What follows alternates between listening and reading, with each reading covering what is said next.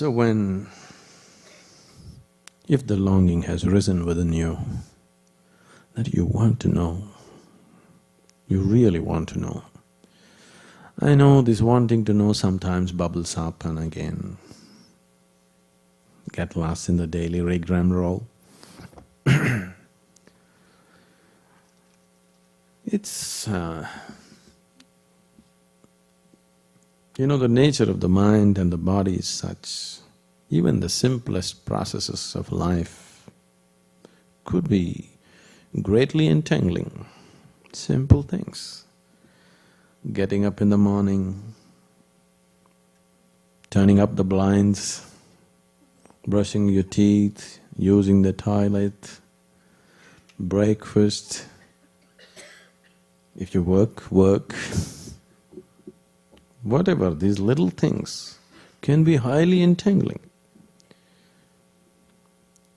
From the moment they wake up to the time they are finishing their breakfast, which is usually just a question of an hour or two, many people are at the peak of agitation. Isn't it so? Yes? Nothing has happened yet, no calamities have struck yet, you haven't met your boss yet, Nothing has happened.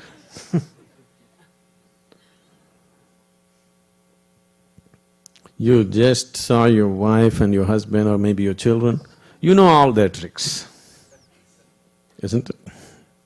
You've been with them for a few years, you know all their tricks, nothing to surprise you. Isn't it so? Within a few months or in a year's time, you should know all their tricks that they can play. So, but before reaching the breakfast table or before you get up from the table, people are in a peak of agitation.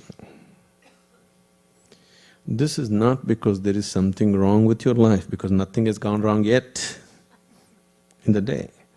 It is simply because that's the nature of the mind.